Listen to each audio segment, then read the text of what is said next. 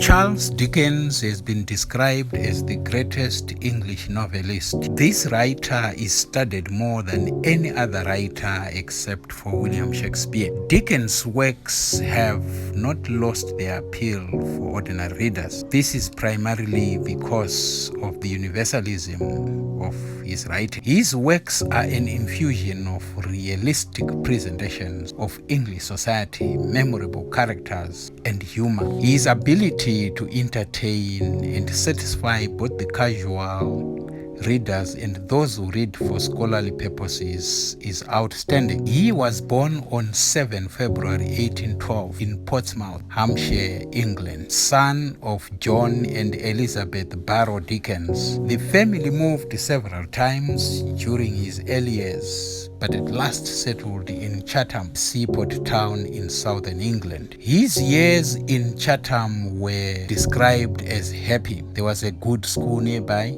There was a busy town and open countryside to entertain and occupy his active or creative mind. In 1822, Charles Dickens' father was transferred to London. His financial problems led to John being sent to a debtor's prison. The rest of the family joined him there, but not Charles Dickens. At 12, Charles Dickens stayed alone and worked at Warren's blacking factory. This experience lasted for a few months, but it affected him deeply. Images of orphaned children and prisons later found their way into his stories throughout his career. After being removed from the factory environment, he attended Wellington House Academy. At that academy, he won a Latin prize, and at 15, he left school to work as a solicitor's clerk at a law firm, Ellis and Blackmore. He became a shorthand reporter for Morning Chronicle. This is where he observed the legal system and became familiar and developed scorn for the law and politics. These two subjects are echoed in his books. They are prevalent ideas which run through most of his novels. On 2 April 1836, he married Catherine Hogarth and had 10 children. However, he became estranged from his wife and separated from her in 1858.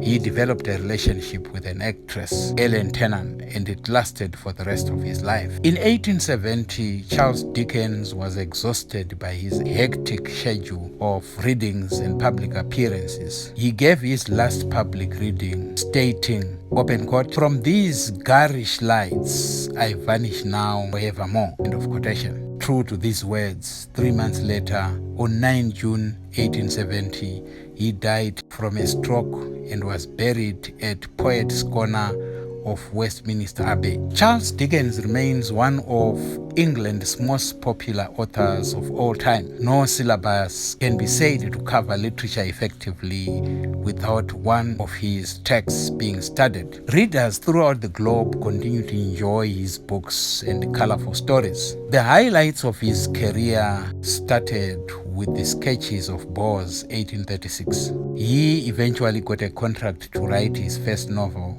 a series of 20 monthly installments, Pickwick Papers. He was able to sell 40,000 copies. This was an exceptional success at that moment. He used this popularity and the method to publish more books, especially his major works of fiction. The method of monthly publication was an advantage to his readers and to Dickens himself. He didn't have to wait for the whole book to be completed in order to start selling. Therefore, he sold and got paid while he was still writing. This worked wonders for him. His best books include Bleak House, Oliver Twist, Great Expectations, Hard Times, A Tale of Two Cities, Pickwick Papers, Ghost Stories, David Copperfield, Scenes of London Life, A Christmas Carol, Our Mutual Friend, Nicholas Nickleby, The Old Curiosity Shop, Banner by Raj, Dombey and Son, and The Adventures of Martin Chuzzlewit. What makes Charles Dickens' books exceptional? Charles Dickens covered a wide range of